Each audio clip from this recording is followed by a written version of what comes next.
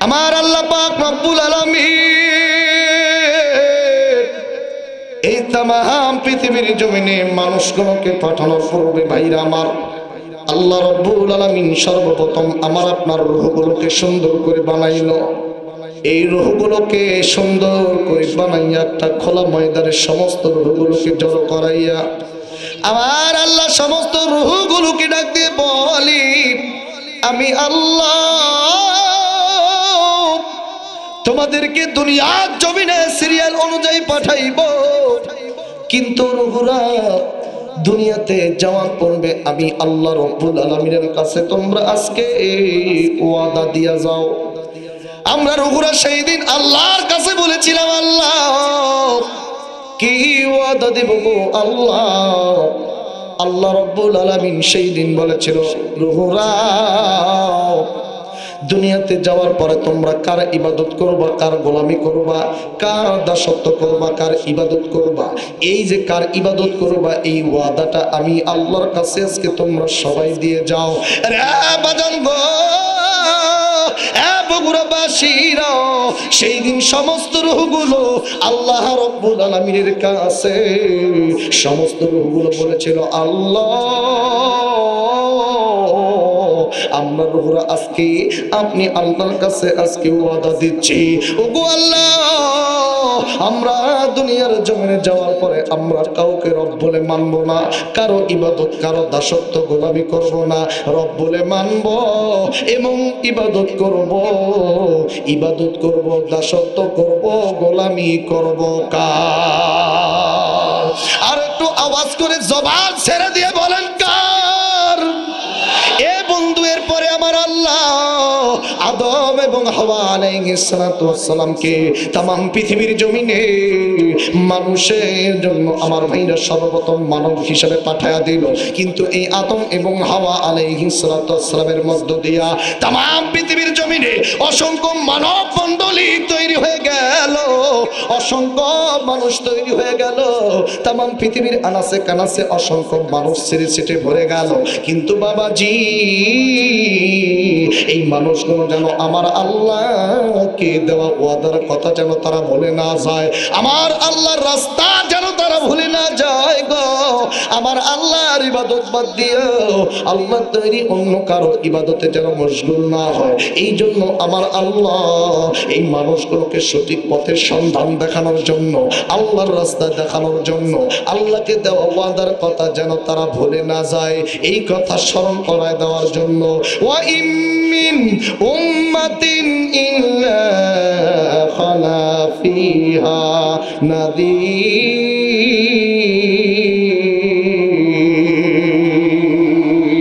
আমার আল্লাহ ডাকতে বলে, নবী গো সূরা ফাতিরের 24 নম্বর আয়াতে আল্লাহ ডাকতে বলে, तमाम পৃথিবীর জমিনে আমার আল্লাহ পাক নবী রাসূল পয়গম্বর পাঠাইছে। এমন কোন জাত, এমন কোন উম্মত, এমন কোন মানব সম্প্রদায়ের যুগে, এমন কোন মানব সম্প্রদায়ের জামানায় ছিল না যে আমার আল্লাহ নবী পাঠান নাই। এ বন্ধু, এইভাবে দাপে দাপে অসংখ্য নবী রাসূল পাঠাইতে আমার ভাইরা, আমার বন্ধুগণ, এক পর্যায়ে আমার ভাইরা বন্ধুরি হযরত ঈসা নবী পয়গম্বরকে একটা সময় দুনিয়াতে পাঠায় দেয়। কিন্তু আমার ভাইরা, আমার বন্ধুগণ, ঈসা নবী পয়গম্বর একটা সময় দুনিয়া থেকে বিদায় নিয়ে চলে যায়। আরে বাজান, ঈসা নবী পয়গম্বর দুনিয়া থেকে বিদায় নেওয়ার পরই প্রায় 500 থেকে 600 বছর আর দুনিয়াতে কোনো নবী নাই, আর কোন নবী রাসূল আমার আল্লাহ 500 থেকে 600 বছর আর দুনিয়াতে পাঠান নাই। কিন্তু এই সময়টার মধ্যে নবী নাই, রাসূল নাই, কিন্তু এই মানবগুলো একটা পর্যায়ে আমাকে আমার আল্লাহকে দেওয়া ওয়াদার কথা তারা ভুইলা যাইতে থাকে। আমার আল্লাহর পথ বাদ দিয়া আমার ভাইরা, আমার বন্ধুগণ, দুনিয়ার নানান রকম পথ অবলম্বন করে আমার আল্লাহকে অভিভাবক মানা বাদ দিয়া দুনিয়ার নানান রকম নানান ব্যক্তিকে অভিভাবক বলে মানে। আমার আল্লাহ ডাকতে বলেন, ওয়াল্লাযীনা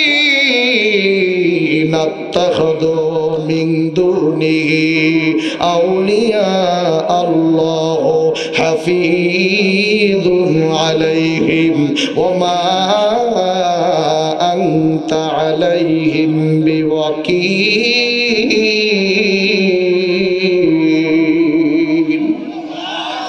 আমার আল্লাহ সূরা শুরার 6 নম্বর আয়াতে ডাক দিয়ে বলে, এ বন্ধুরে, আমার আল্লাহকে অভিভাবক বানাবার দিয়া দুনিয়ার অন্য অন্য মানব জাতিকে, অন্য অন্য সৃষ্টিকে অভিভাবক বলে অনেক মানুষ মানা শুরু করে দেয়। এ বাবা বন্ধুরি, কিন্তু আমার ভাইরা রে, আমার আল্লাহ পবিত্র কোরআনুল কারীমের 114টা সূরার মধ্য থেকে আমার ভাইরা 25 নম্বর সূরা সূরাতুল ফুরকান, সূরাতুল ফুরকানের 3 নম্বর আয়াতে তাফসীর ইবনে কাসির, তাফসীর বাইজাবি, তাফসীর কুরতুবী, আমার ভাইরা আমার বন্ধুগণ তাফসীর ফি জিলালিল কোরআন সহ অসংখ্য তাফসীর কারকরা বর্ণনা করে বলেন, এই মানুষগুলো একটা পর্যায়ে আমার আল্লাহর ইবাদত বাদ দিয়া, দাসত্ব বাদ দিয়া তামাম পৃথিবীর নানান রকম মানুষের ইবাদত করা শুরু করে দেয়, নানান সৃষ্টির ইবাদত পূজা করি। এ বাজান কেউ বা বাজান চন্দ্রের পূজা করে, কেউ বা আবার সূর্যের পূজা, কেউ বা আবার তারার পূজা। এ বন্ধুরি, কেউ বা আবার নদী খালবিলের পূজা, কেউ বা আবার মাছের, কেউ বা আবার গাছের পূজা, কেউ বা অগ্নি পূজা, কেউ বা আবার সর্প পূজা, কেউ বা আবার জঙ্গলে থাকা নানান রকম দেব দেবীর পূজা করে, নানান রকম পশু পাখির পূজা করে, কেউ বা আবার মানব পূজা, কেউ বা আবার দানব পূজা, কেউ বা আবার মাটির পূজা, কেউ বা মাটির তৈরি গো নানান রকম দেব দেবী ঠাকুর দেবতার পূজা করিয়া এই মানুষ একটা পর্যায়ে আমার আল্লাহ রব্বুল আলামিনকে ভুলে যায়। আমার ভাইরা, আল্লাহওয়ালা মানুষগুলো আমার আল্লাহকে ভুলে যায়, নবীওয়ালা মানুষগুলো নবীকে ভুলে যায়, দিনের পথের মানুষগুলো দিন থেকে তারা দূরে সরে যায়। এ বাজান কিতাবওয়ালা মানুষগুলো তারা কিতাব থেকে দূরে সরে যায়, আলোর পথের মানুষগুলো অন্ধকার অসন্ন্যার পথে চলে যায়, সভ্য মানুষগুলো অসভ্য হয়ে যায়, জান্নাতি পথের মানুষগুলো জাহান্নামের দিকে চলে যায়। কিন্তু আমার ভাইরা রে, আমার বন্ধুগণ, আমার আল্লাহ এই অসভ্য মানুষগুলোকে সভ্য বানাবার জন্য, আল্লাহ ভোলা মানুষগুলোকে আল্লাহওয়ালা করার জন্য, নবী ভোলা মানুষগুলোকে নবীওয়ালা করার জন্য, দিন ভোলা মানুষগুলোকে দিনের পথে আনার জন্য, আমার ভাইরা অন্ধকার অসন্ন পথের মানুষগুলোকে আলোর পথের সন্ধান দেওয়ার জন্য আমার আল্লাহ পাক রব্বুল আলামিন তামাম পৃথিবীর জমিনের এই মানব সম্প্রদায়ের জন্য হেদায়েতের কল্যাণী আমার আল্লাহ রহমত স্বরূপ হিসাবে তামাম পৃথিবীর এই অন্ধকার অচ্ছন্ন পথের মানুষগুলোর জন্য দুইটা রহমত, দুইটা নিয়ামত আমার আল্লাহ তামাম পৃথিবীর মানুষের হিদায়াতের কল্যাণে পাঠায়া দেন। একটু আওয়াজ করে জবান করে বলেন সুবহানাল্লাহ। এক নম্বরে আমার আল্লাহ বিশ্বনবী মুহাম্মদ সাল্লাল্লাহু আলাইহি ওয়াসাল্লামকে পাঠায়া দেন। আর দ্বিতীয় নম্বরে আমার দয়ার নবী মায়ের নবীর জন্য আমার আল্লাহ পাক দীর্ঘ 23 বছর ধরে বন্ধু মদিনার ওই কামলিওয়ালার প্রতি আমার আল্লাহ দয়া করে মায়া করিয়া নুরুল্লাহ 32 পারা কোরআন আমার আল্লাহ তার বন্ধুর জন্য গিফট হিসাবে দুনিয়ার মানব জাতির জন্য পাঠায়া দেন। জোরে কান আরেকবার সুবহানাল্লাহ।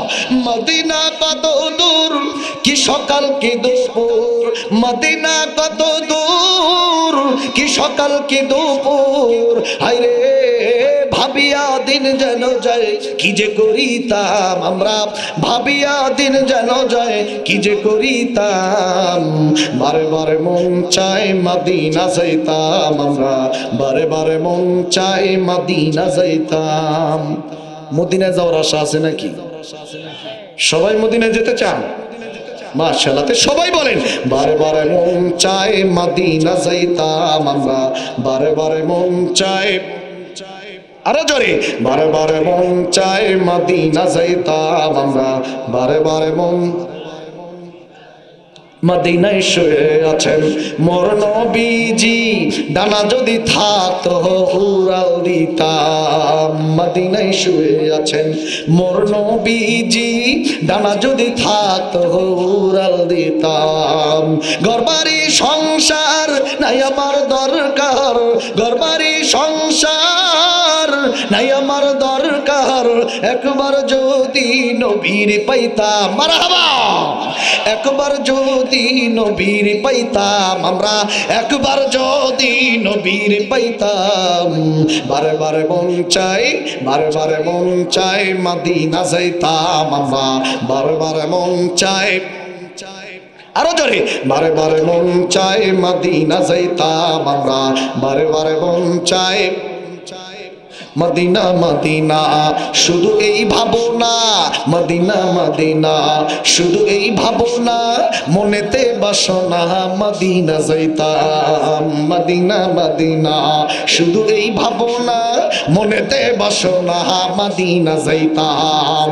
মদিনা মোরর পদের ধুলি, মদিনা মোরর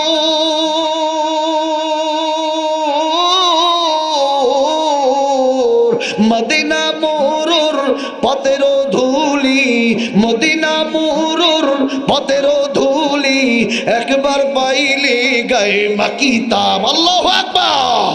একবার পাইলে গায়ে মাকিতাম আমরা, একবার পাইলে, জোরে, একবার পাইলে গায়ে মাকিতাম আমরা, একবার পাইলে গায়ে মাকিতাম। বারে বারে মন চাই মদিনা যাইতাম আমরা, বারে বারে মন চাই, আরো জোরে, বারে বারে মন চাই মদিনা যাইতাম আমরা, বারে বারে মন চাই।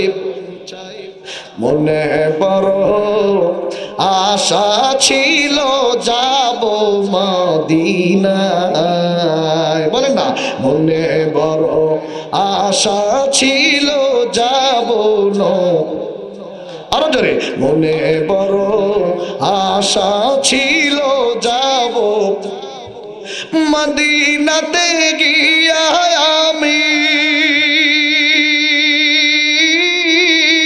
মদিনাতে গিয়া আমি করব সালাম নবীজির রওজায়। মনে বড় আশা ছিল, জোরে, মনে বড় আশা ছিল যাব মদিনায়, আমার মনে বড় আশা ছিল। আল্লাহ যেন আমাদেরকে মদিনায় যাওয়ার তৌফিক দান করেন, আমিন বলেন। আল্লাহর কাছে বলবো, আল্লাহ গো, তোমার যেই বান্দাগুলো এখানে বসে আছে আল্লাহ, এই মানুষগুলোকে আল্লাহ জীবনে একটা বার মদিনায় যাওয়ার, তোমার বাইতুল্লাহ তরফ করার তুমি তৌফিক দিও, জোরে কন্যা আমিন। এবার আসেন আমার ভাইরা, বন্ধুগণ, আল্লাহ রাব্বুল আলামিন আমার আপনার জন্য গো তামাম পৃথিবীর মানুষের হেদায়েতের কল্যাণী আমার আল্লাহ দুইটা রহমত পাঠাইছেন। এক নাম্বার হলো বিশ্ব মানব, বিশ্ব নবী, বিশ্ব নেতা, বিশ্ব পয়গম্বর মুহাম্মদ সাল্লাল্লাহু আলাইহি ওয়াসাল্লাম। আর দুই নাম্বারই আমার আল্লাহ তামাম পৃথিবীর মানুষের হেদায়েতের কল্যাণে আমার আল্লাহ প্রত্যেকটা জাতি ধর্ম সবার জন্য, এক কথায় মানুষ রূপে যারা দুনিয়াতে জন্মগ্রহণ করেছে গো, পুরো মানব জাতির জন্য আমার আল্লাহ নূর নামক 30 পারা কোরআন দুনিয়ার জমিনে পাঠাইছে, যারে কান সুবহানাল্লাহ। আমার আল্লাহ ডাকতে বলে, নবী গো,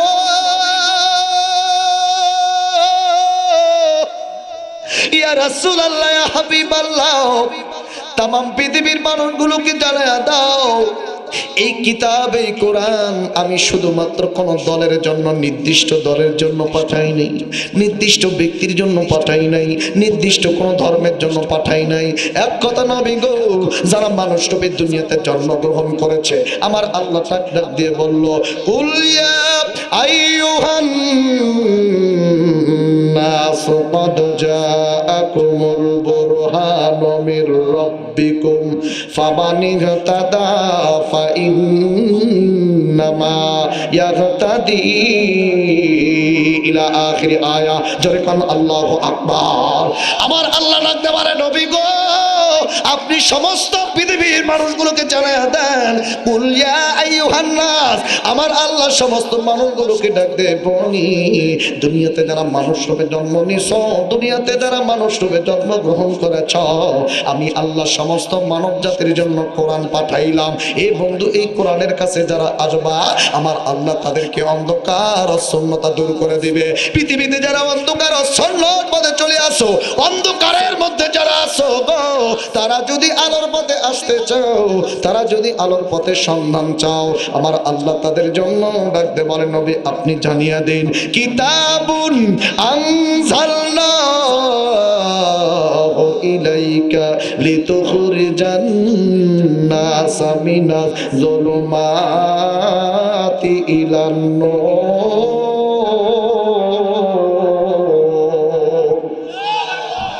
Oh Muhammad, this is a book which is very, very true. First target of everybody saw is the Quran. Jore kon Allahu Akbar. নবী গো এমন একটা কিতাব পৃথিবীর মানুষের জন্য আমি পাঠিয়ে দিলাম, যে কিতাব যদি মানব জাতি মেনে নিতে পারে, যে কিতাবের কাছে যদি মানব জাতি আসতে পারে, কোনো ব্যক্তি যদি অন্ধকার অচ্ছন্নতায় পড়ে থাকা অবস্থায় থেকে যদি উঠে কোরআনের কাছে আসতে পারে, কোরআন দিয়ে জীবন পরিচালনা করতে পারে, আমার আল্লাহ ওই ব্যক্তির জীবনের সব অন্ধকার দূর করে দিয়া আমার আল্লাহ তার অন্ধকার থেকে ফিরাইয়া আলোর পথের সন্ধানের একটা রাস্তা তাকে দেখাই দিবে। চিৎকার মেরে বলেন সুবহানাল্লাহ। কোরআন দিয়া জীবন কর বন্ধু, কোরআন সাইরো না, কোরআন দিয়া জীবন কর বন্ধু, কোরআন জোরে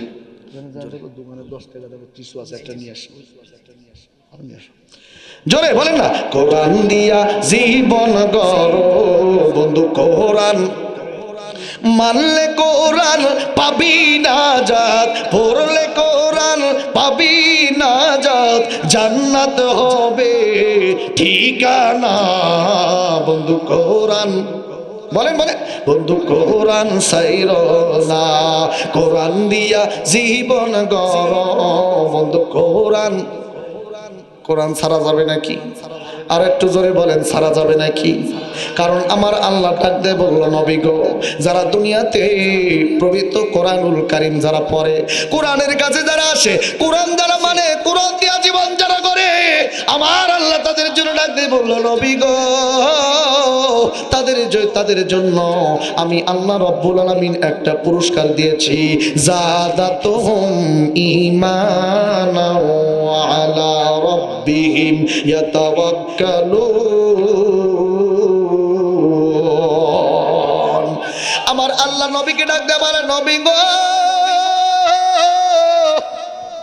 যারা কোরআন পড়বে, কোরআনের কাছে আসবে গো, কোরআন তেলাওয়াত শুনবে, কোরআন অনুধাবন করবে, আমার আল্লাহ ওই ব্যক্তিদের ঈমানকে বৃদ্ধি করে দিবে। জোরে কান সুবহানাল্লাহ।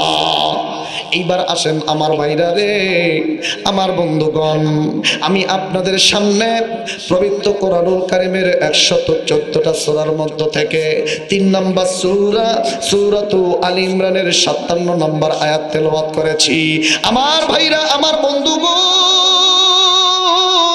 আল্লাহ রাব্বুল আলামিন যদি তৌফিক দান করে বাবাজি গো, এই আয়াতের উপর কিছু আলোচনা করার চেষ্টা করব, একটু মনোযোগ দিয়ে শুনুন। আমার আল্লাহ পাক এই সূরাটি নবীজির প্রতি মদিনায় অবতীর্ণ করে পূর্ণাঙ্গ সূরা আলে ইমরানের মধ্যে 200টা আয়াত আল্লাহ দিয়েছে, এর মধ্যে 57 নম্বর আয়াত তেলাওয়াত করেছি। এ বন্ধু এই সূরার মধ্যে আমার আল্লাহ এমন কিছু কাজ দিয়েছে গো, এমন কিছু বয়ান দিয়েছে, সূরাটির নামের অর্থ হলো ইমরানের বংশধর অথবা ইমরানের পরিবার। এ বাজার সংক্ষিপ্তভাবে বলছি, খুব শানে নজুল তখন শুনে নেন। আমার আল্লাহ সূরা বাকারাতে যেই বিষয়গুলো দিয়েছেন, যেই বিষয়গুলো দিয়ে নাজিল করেছেন, এর ধারাবাহিকতায় আমার আল্লাহ সূরা আলে ইমরান নাজিল করেছে। তবে সূরা তো আলে ইমরানের মধ্যে সব থেকে আমার আল্লাহ যেই বিষয়টাকে গুরুত্ব দিয়েছেন, সব থেকে একজন মুসলমানের ঈমানের উপর গুরুত্ব দিয়েছে। বন্ধুরে, কারণ দুনিয়াতেই একজন মুসলমানের জন্য সব থেকে দামি সম্পদ, সব থেকে দামি সম্পদের নাম হলো ঈমান। একটু আওয়াজ করে জবান খুলে বলেন কি? আর একটু জোরে বলেন কি? সব থেকে দামি সম্পদের নাম হলো ঈমান। আমার ভাইরা, আমার বন্ধুগণ, ঈমান আমল ছাড়া কোনো ব্যক্তি কিয়ামতের ময়দানে ছাড় পাবে না, আল্লাহর জান্নাতে যেতে পারবে না। কারণ আপনার আমার ঈমান আগে প্রয়োজন। আর এই ঈমান আছে যতক্ষণ আল্লাহ আপনার সাথে আছে ততক্ষণ। ঈমান নাই যখনই আল্লাহ থাকবে না তখনই। কথা বলেন ঠিক কি না? এ বন্ধুরে, আমার আল্লাহ ডাক দিয়ে বলল, বান্দারে, প্রতিটা বান্দাকে আমি আল্লাহ বড় আদর কইরা, বড় মায়া করে, দয়া করে সৃষ্টি করেছি। মর্যাদা সম্পূর্ণতা করে আমি বান্দাদেরকে সৃষ্টি করেছি। এ বন্ধু খুব মনোযোগ দেন। আমার আল্লাহ প্রতিটি মানুষকে মর্যাদা দিয়ে দুনিয়ার জমিনে পাঠাইছে। একটা মানুষ যখন দুনিয়াতে তার মায়ের গর্ভ থেকে আসে, আমার আল্লাহ বলেন ওই ব্যক্তিটা আসা পর্যন্ত আমি আল্লাহ পাক তাকে মর্যাদা দেই। আর এই মর্যাদা যদি তোমরা ঠিক রাখতে চাও, তাহলে আমি আল্লাহর কথা শোনো, আমি আল্লাহর ইবাদত করো, আমি আল্লাহর গোলামি করো। যারা আমি আল্লাহর কথা শুনবা, আমি আল্লাহর ইবাদত করবা, আমি আল্লাহ রাব্বুল আলামিন বললাম এতটাই তাদেরকে মর্যাদা দিছি, তাদের জন্য, তাদের খেদমতের জন্য, সেবার জন্য আমি আল্লাহ পাক ফেরেশতাদেরকে তাদের সেবার জন্য নিযুক্ত করে দিয়েছি। এমনকি ফেরেশতাদের থেকেও ওই সমস্ত বান্দারা আমি আল্লাহর কাছে উত্তম। জোরে কান সুবহানাল্লাহ। আপনি যদি আল্লাহর প্রিয় হতে পারেন তাহলে ফেরেশতাদের থেকে উত্তম হবে। আর যদি আপনি বন্ধুরি আল্লাহর চোখে প্রিয় হতে না পারেন, আমার ভাইরা, আল্লাহর কাছে প্রিয় যদি না হতে পারেন, আল্লাহর কাছে, আল্লাহর পথে যদি আপনি না চলেন, আল্লাহর দেখানো পথে যদি না চলেন, আপনার মধ্যে যদি মানুষত্বই না থাকে, আপনার মধ্যে যদি মানুষের চিহ্নটুকু না থাকে, বিবেক যদি কাজে না লাগায়, মানুষত্বই যদি না থাকে, তাহলে আমার আল্লাহ এটাও কোরআনে বলছে ওই ব্যক্তিটা, যাদের মধ্যে মানুষত্ব নাই, তারা হবে পশুর থেকেও নিকৃষ্ট। কথা বলেন ঠিক কি না? এখন বলেন এই জাতের লোক আছে না নাই? মানুষত্ব বলতে নাই, বিবেক বুদ্ধি বলতে নাই, এরকম আছে না নাই? কথা বলেন না কেন? এ বাজার খুব মনোযোগ দেন। আমার আল্লাহ পাক ডাক দিয়ে বলল, নবী গো, যারা দুনিয়ার জমিনে আমার ভাইরা আল্লাহর প্রিয় থাকতে চাও, আল্লাহর প্রিয় হতে চাও, যারা চাও যে আল্লাহ আমাদের প্রতি রাজি এবং খুশি থাকুক, আমার আল্লাহ ডাক দিয়ে বলল তাদের জন্য সূরাত আলে ইমরানের 3টা করা হুঁশিয়ার, 3টা কর্মসূচি আমার আল্লাহ তাদের জন্য 3টা কর্মসূচি ঘোষণা করেছে। আমার ভাইরা বন্ধুগণ, 3টা কাজ যারা করবে, 3টা আল্লাহর আদেশ নিষেধ যারা মেনে চলবে, আমার আল্লাহ তাদের প্রতি রাজি এবং খুশি হবে। আর আল্লাহ তাদেরকে পছন্দ করার, যাদেরকে পছন্দ করেছে তাদের কাতারে দাঁড় করাবে। চিৎকার মেরে বলেন সুবহানাল্লাহ। কয়টা? কয়টা? এই 3টা বিষয়ের উপরই আমার আজকের ওয়াজ। কয়টা বিষয়ের উপর? কয়টা বিষয়ের উপর? 3টা। এই সূরা আলে ইমরানের এই 57 নম্বর আয়াতের 3টা বিষয়ের উপরই ইনশাআল্লাহ আজকের আলোচনা। আর এই 3টা বিষয়ের উপরই পুরো দুনিয়া, পুরো বাংলাদেশ। সুবহানাল্লাহ বলবেন না? 3টা বিষয়ের উপর কি কথা কয় না? 3টা বিষয়ের উপর বাংলাদেশ, পৃথিবী, ইহকাল পরকাল। জোরে কান সুবহানাল্লাহ। এই 3টা বিষয়ের উপরে যদি সব থাকে, 3টা কাজের কথা, আল্লাহর এই 3টা কর্মসূচির ভিতরে যদি সব থাকে, তাহলে আর আমাদের অন্য দিক নিয়ে আলোচনা করার দরকার আছে নাকি? আমাদের এই 3টা বিষয় নিয়ে আলোচনা করলেই এনাফ। ঠিক কিনা বলেন? আল্লাহ 1 নাম্বার ডাক দিয়ে বলছেন ওয়া আম্মাল্লাযীনা আমানু। খুব মনোযোগ দেন। 1 নাম্বার আল্লাহ 2টা আদেশ, এই 3টা কাজের মধ্যে 2টা আদেশ, একটা নিষেধ। 2টা আদেশ, 2টা দায়িত্ব বান্দাকে দিল, তোমরা পালন করো, মানো। আর একটা নিষেধ, খবরদার করা যাবে না। এর মধ্যে 2টা হচ্ছে, 1 নাম্বার হচ্ছে ওয়া আম্মাল্লাযীনা আমানু, যারা ঈমান আনছো। জোরে বলেন কি আনছো? আইতো জোরে কোন? যারা ঈমান আনছো। আমার ভাইরা বন্ধুরে, আমার আল্লাহ ডাক দিয়ে বলল, নবী গো, तमाम पृथिवीर जमीने मानुषगुलोके जानाया दाओ आमी आल्लाह डाकते बोललाम पृथिवीते जादेर ईमान आछे जारा ईमान आनছে আমার আল্লাহ তাদেরকে ঈমানের পরবর্তী কাজের কথা বলছে ও আম্মাল্লাযীনা আমানু ওয়া আমিলুস সালিহাত যারা ঈমান আনবে এবং যারা আমলে সালিহা করবে আমার আল্লাহ ডাক দিয়ে বলল ওয়াল্লাযীনা আমানু ওয়া আমিলুস সালিহাতি উলাইকা আসহাবুল জান্নাহ হুম ফিহা খালিদুন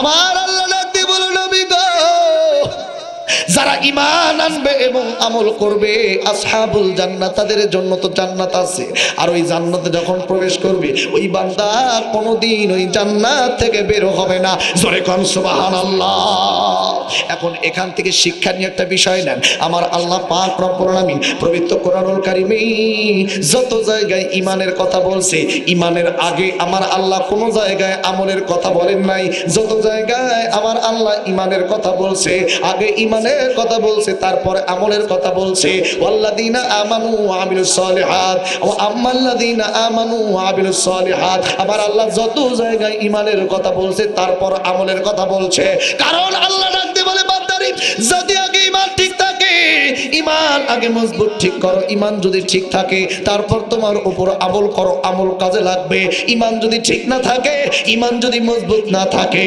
ঈমান যদি পোক্ত না থাকে ঈমানই যদি না থাকে যতই নেক আমল করো না কেন ওই নেক আমল আমার আল্লাহর দরবারে কোনো উপকার লাভে আসবে না কথা বলেন ঠিক কি না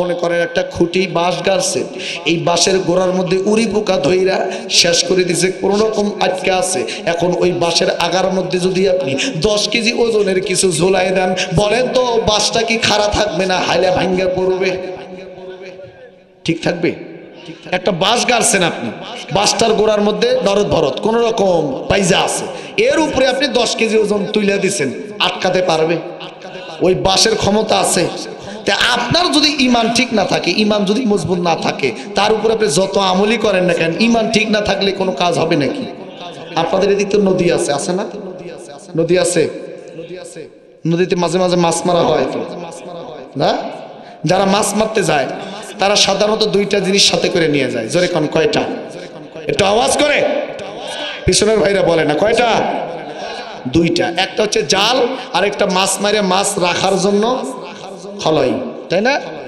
খলই তো জাল আর খলই খলই জাল জালটা হালকা একটু সিরা টুকটাক একটু সিরা তারপর মাছ উঠবে না উঠবে তো নাকি হ্যাঁ কম উঠবে সিরা থেকে কম উঠবে কিন্তু মাছ উঠবে তো সারাদিন একটা জেলে মানুষ সকালবেলা ফজরের পরে যায় সারাদিন মাছ মারছে সন্ধ্যার আগে আগে মাছের টোপলা নিয়ে মাছের খলাই নিয়ে মাছ মাছের খলাই রাখছে খলাই নিয়ে বৌরি দিয়ে কয় সুন্দর করে তেল মরিচ পেঁয়াজ দিয়ে কি করো কি করে কি করে ধোয়া দেয় না মরিচ পেঁয়াজ দিয়ে ধোয়া দেয় মরিচ পেঁয়াজ লবণ দিয়ে ভালো করে কি করো কষাই নাকি কষান কয় হ্যাঁ কষান কয় কষান কয় বিরিয়ান কয় তাই না চটচড়ি কয় তো কষানটাই মোটামুটি নদীর মাছের কষান এটাই হচ্ছে সব থেকে ফেভারিট একটা খাদ্য ঠিক কিনা নদীর মাছ মরিচ পেঁয়াজ আলু দিয়ে একটু সুন্দর করে রান্না দেখবেন ওই একটা ভাজি দিয়ে তরকারি দিয়ে 2-3 প্লেট ভাত খাওয়া যায় কি কথা বল না কেন যদি খায়া থাকেন তাহলে কোন ঠিক আর যদি না খায়া থাকেন দাওয়াত থাকলে গাইবাদার আসেন খিলামু আলী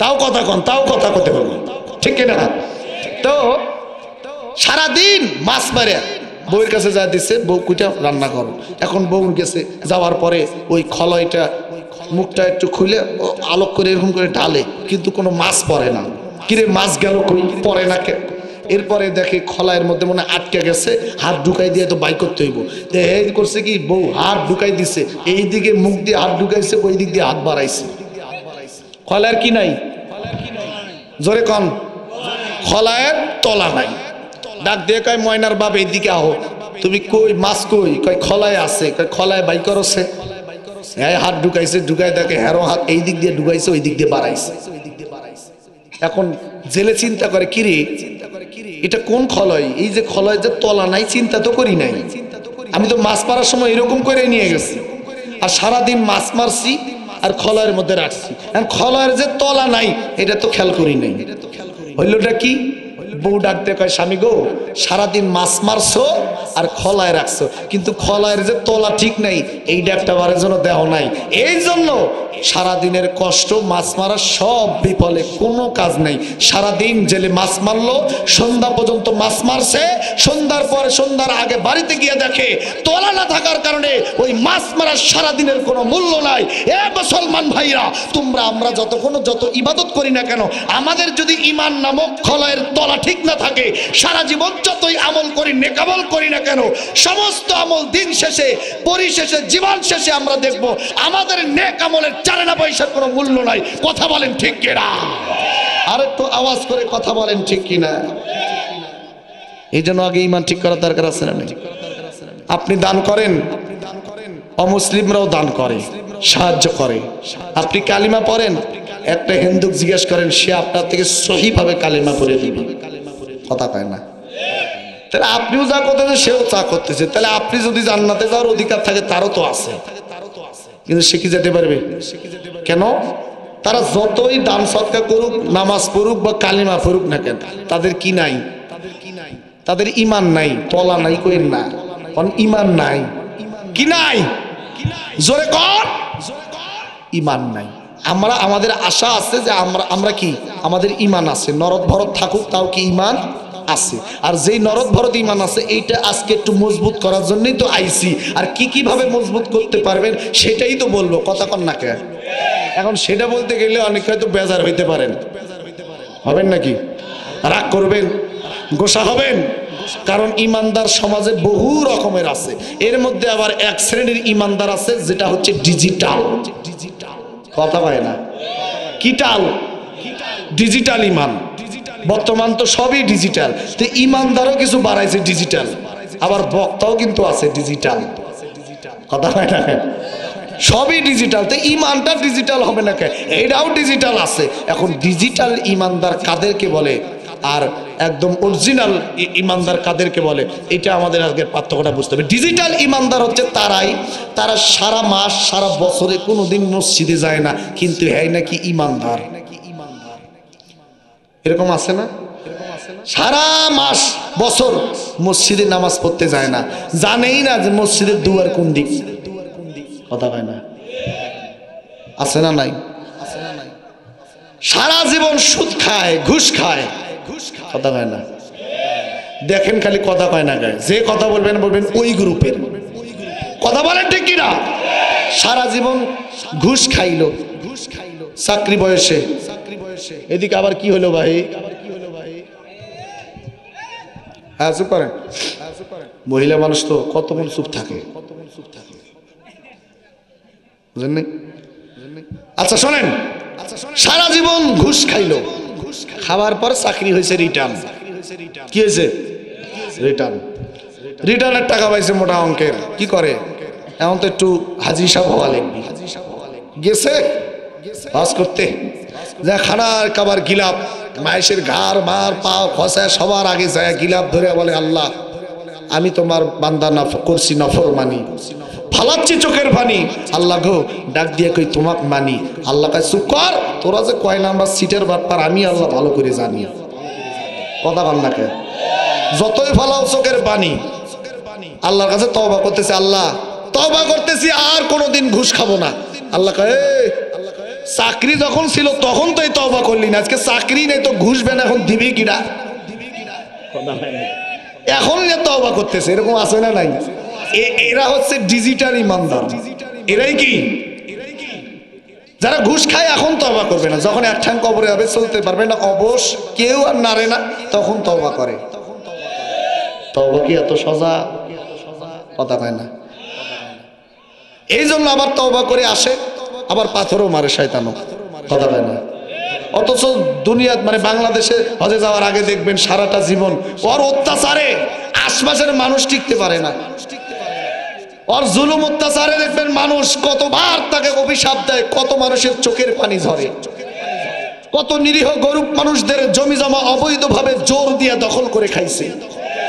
প্রতি বছর বছর সিজনের সময় দেখবেন ওর জমির আইল আরেকজনের জমির আইল কেটে নিজের জমি বড় করছে, আর শেষ বেলায় যায় কয় আল্লাহ পাথর মারতেছে শয়তানকে। শয়তানও কয় তুই না আমার থেকে বড় শয়তান, কোন আক্কেলে পাথর মারিস? কথা কয় না কি? বাংলাদেশে আছে না কিছু শয়তানকেও ফেল করাইছে, কথা কন ঠিক কিনা? বাংলাদেশে আইসা এরপরে লম্বা পাগড়ি জুব্বা টসপিনিয়া, এখন তার টার্গেট হচ্ছে সর্বপ্রথম মসজিদের সভাপতি হওয়া লাগবে। কথা বলেন, কথা বলেন। অভিজ্ঞতা তো কোনো কিছু নাই, নামাজের আগাগোড়া সূরা ফাতিহা পড়তে পারবে না, পেটের মধ্যে বম মারলেও সূরা ফাতিহা বের হবে না। এখন এই দেখবেন মসজিদে যায় ইমাম সাহেব আর মুয়াজ্জিনের উপর বাহাদুরি করে আর দেওয়ানগিরি করে, কি আছে না নাই? কথা বলেন। এরকম কিছু সভাপতি সেক্রেটারির কারণে মসজিদের মুয়াজ্জিন দেখবেন 3.5 মাসও টেকে না, আসে আর যায়, বেতন বাড়ায় না। মুয়াজ্জিনকে এত টাকা দেওয়া লাগবে, 1200 টাকা, তাও 4 মাসের বাকি আছে না?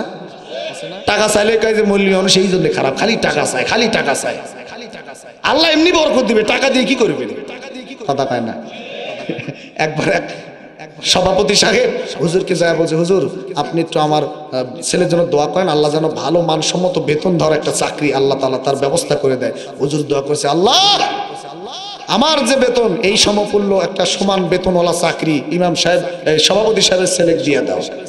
হট করে সভাপতি সাহেব উঠছে, কয় হুজুর এটা কি হলো? তা কি হলো? কয় আপনার বেতন 4000 টাকা, আপনি ওই দোয়া করলেন আমার ছেলের জন্য 4000 টাকার দোয়া। কয় কেন? আমি যদি ইমাম সাহেব 4000 টাকায় চলতে পারি, আপনার ছেলে চলতে পারবে না কে? কথা বল না কে? হুজুর আপনার টাকা যে বরকত আছে। কয় বরকত আছে না? কয় ঠিক আছে। তা আপনার ছেলে যদি 50,000 টাকা চাকরি পায়, তাহলে বরকত যেহেতু আছে, আপনার ছেলের 50,000 টাকা মাস গেলে আমাকে দিতে কবেন, আর আমার এই বরকতে 4000 টাকা ছেলে দিতে বলবেন না। ঠেলার নাম, জোরে কোন ঠেলার নাম? কয় না ওটা হবে না। কয় ওটা হবে না কেন? ইমোশনাল ব্ল্যাকমেল করা হয় এদেশের ইমাম আর মুয়াজ্জিনদের উপরে। সব থেকে বড় বাটপার তারা, যারা বলে যে ইমাম মুয়াজ্জিনের টাকা অত লাগবে না, হুজুরের টাকায় বরকত আছে। এই কথা বলে যারা এদেশের ইমাম মুয়াজ্জিনদেরকে বেতন বাড়াচ্ছে না, সব থেকে বড় জুলুম তারাই করছে। কথা বলেন ঠিক কিনা? মুয়াজ্জিন চিন্তা করলো কিরে 1200 টাকা বেতন, তাও 4 মাসের বাকি, দো থাক, মনটা চলে না, না দিয়েও বুদ্ধি নেই, একটা ছোটখাটো পানের দোকান দিছে, আজান কোনা দেয় আর এসে কি করে? পানের দোকানদারি করে, নামাজ পড়ে না।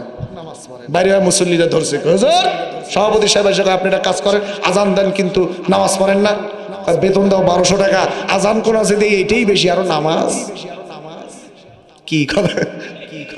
জ্বালা জ্বালা, সব দিক দিয়ে জ্বালা। এই জন্য ইমাম মুয়াজ্জিন দিকদের দেখে দেখতে হবে, নজর দিতে হবে, ঠিক কিনা বলেন? একজন ইমাম হচ্ছে সমাজের নেতা। ইমাম হচ্ছে কি?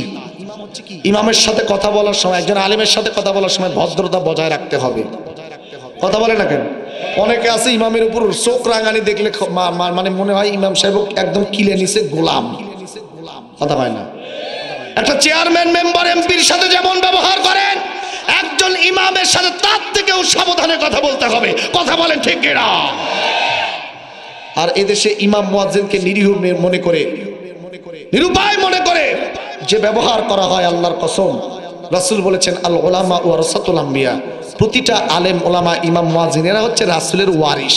রাসূলের সঙ্গে যেভাবে ব্যবহার করতে, ঠিক তাদের সাথে ঠিক তোমরা তেমন ব্যবহার করো। সুবহানাল্লাহ, একটু জোরে কান সুবহানাল্লাহ। তাহলে এই পর্যায়ের কিছু ডিজিটাল ইমানদার আছে না নাই? সারা জীবন সুদ খায়, ঘুষ খায়। আর আমরা বাঙালি কি করি? এই সুদখোর ঘুষখোর গুলো যখন টাকার বাক্স হয়, এই সুদখোর ঘুষখোর গুলোকে আমরা ধরে ধরে মসজিদ আর মাদ্রাসার কমিটির সভাপতি সেক্রেটারি বানাই দিই। কি কথা বল না? টাকা যে আছে, কি হয় হোক, যা টাকা আছে টাকা দিবে, টাইস করবো, এসি লাগাবো, 4 তলা ফাউন্ডেশন দিছি, 5 তলা কমপ্লিট করা লাগবে, যা লাগে সবই তো দিবে। তো একটা ফোক সভাপতি থাক, কিন্তু ব্যক্তির যে সারা জীবনের টাকাটা সুদের টাকা, অবৈধ পেতে লাথি মারা, রক্ত ঝরানো টাকা, এই টাকাটার দিকে আমরা দেখতে চাই। এজন্য এদেশের মানুষ কি বলেছে আপনাকে মসজিদ টাইস করতে, এসি লাগাইতে? একটা সুদখোর ঘুষখোরকে সভাপতি সেক্রেটারি বানাইয়া আপনি ওই মসজিদে টাইস এসি লাগাইয়া ওই মসজিদে আপনি যতই নামাজ পড়েন না কেন ভাই, প্রকৃত পক্ষের নামাজের তৃপ্তি খুঁজে পাবেন না। কথা বলতে হবে, ঠিক কিনা বলেন? আজ থেকে 30 বছর পূর্বের মসজিদগুলো ছিল কাঁচা, কিন্তু ইমানগুলো ছিল পাকা। ঠিক কিনা? মসজিদ কাঁচা ছিল, ইমান ছিল, মসজিদের ভিতরে ঢুকছে, নামাজ পড়ছে, আহারে কত তৃপ্তি। আর এখন মসজিদে ঢোকে সবার শেষে ইমাম সাহেবের খালি অপেক্ষায় থাকে কখন সালাম ফিরান যায়, মনটা সরত ফরত উরুত ফুরুত করে কখন বের হওয়া যায়। সালাম ফিরাতে দেরি, কার ঘাড়ের উপর কখন কার আগে কার জুতা নিয়ে বাইতে পারে সেটা ঠিক কথা কয় না। আছে না নাই?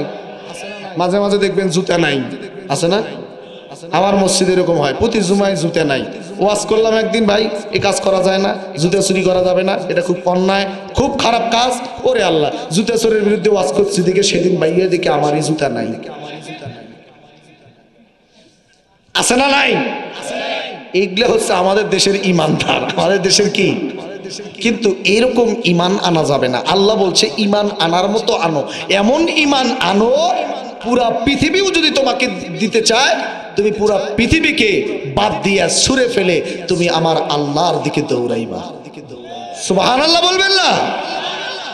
এই জন্য অন্তরটা পরিষ্কার করেন, কলবটা পরিষ্কার করেন। সমাজে অনেক আছে নামাজ পড়ে, কালাম পড়ে, তাসবিহ দেবে, সব ঠিক আছে, কিন্তু অন্তরের মধ্যে হিংসা দিয়ে ভরা। এদিকে হয়তো নাই, পরের ভালো দেখতে পারে না। দেখবেন একজন ব্যক্তি আশপাশে আরেকজন ব্যক্তি ভালো আছে, ভালো থাকতেছে, ভালো খাচ্ছে, অনেক মানুষ দেখবেন সহ্য করতে পারে না, হিংসার আগুনে জ্বলে। বিশেষ করে এই দৃশ্যটা আমাদের গ্রামগঞ্জে দেখা যায়। দুই ভাই, এক ভাই ভালো আছে, ভালো খাচ্ছে, ভালো চলতেছে, দেখবেন আপন মায়ের পেটের ভাই হইয়া সেটা সহ্য করতে পারে না, নিজের মায়ের পেটের ভাই হইয়া নিজের মায়ের পেটের ভাইয়ের কেমন ক্ষতি করা যায় সেই চেষ্টা করে। আছে না নাই? আবার হজ করে আসে, এদিকে বোনের হক দেয় না, কথা হয় না? হজ করে আসে হাজী সাহেব, কিন্তু বোনের হক মারে খাইছে, ফুবুর হক দেয় না। আছে না নাই? ও তুমি হজ করিয়া করবা কি, নামাজ পড়িয়া করবা কি, অন্তরেতে থাকে যদি তোমার ভরা শয়তানি। কথা বলে না? ও তুমি হজ